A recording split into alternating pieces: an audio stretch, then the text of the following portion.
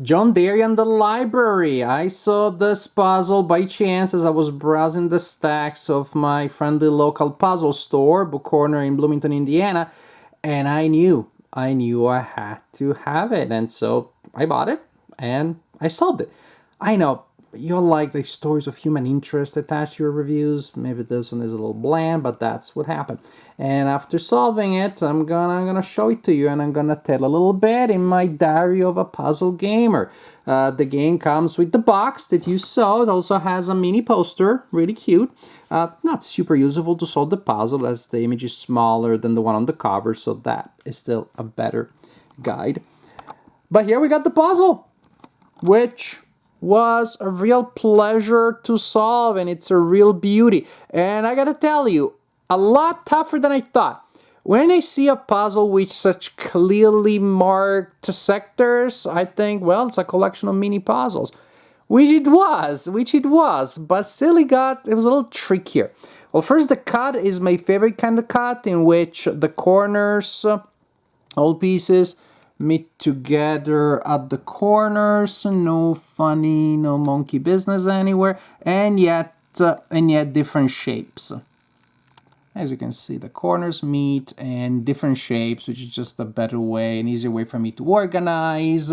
It's more fun to deal with all of these different shapes. Maybe some of you like the better challenge of a puzzle entirely 2 in, 2 out. Every piece is 2 in, 2 out. Yeah, I'm glad you enjoyed them. And I solved those too, mind you, but not my favorite. Another thing that I really enjoyed is simply the material production. The pieces don't look too thick, like good enough, not like Ravensburger maybe, but definitely good quality. I think there is like a logo printed on the back. I seem to have seen some of those lines as I was solving the puzzle. But what impressed me the most is the fit. The fit is really nice. Look at this. You could lift up the whole thing. You can lift up the whole thing and it's not falling apart. Matter of fact, I did lift up the whole thing to place it in the mat where it is now so I can transport it to my game studio to review it.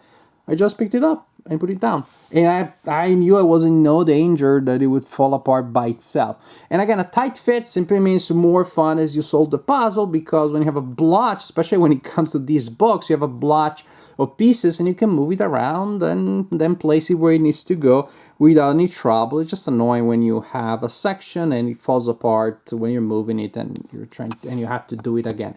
For some reason, to me, solving puzzles is so much fun, but resolving sections of a puzzle is super annoying. I don't know. That's just me.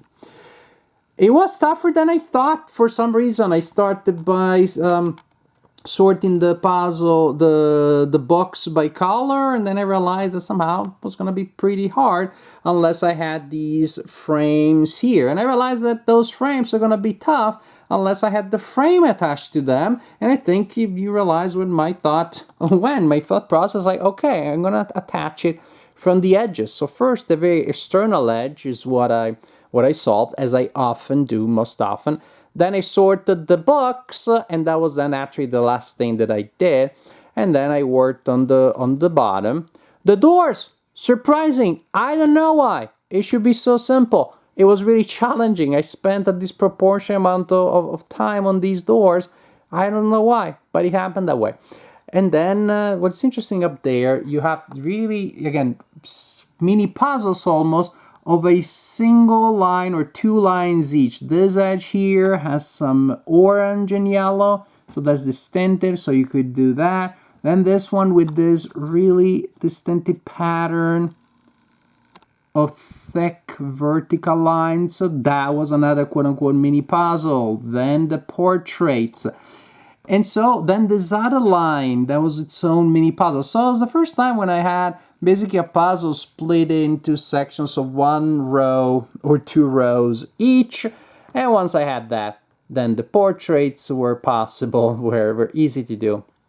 The portrait, the paintings, or the bas-reliefs, and then the columns, and then the books. And that first thing I sorted, last thing I solved.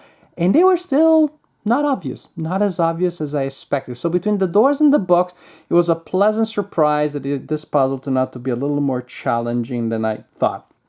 And again, throughout. A real pleasure to solve. Thanks also, not just to the colors and the images, which are great. I love the image. But again, the production, the nice fit. Look at this. Look at this thing. Look at this. It's crazy. It's so good. But again, they fall in easily and they stay there, which is just what I find ideal in a puzzle. So, pretty impressed by John Darien, the library. This definitely was a fun puzzle to solve.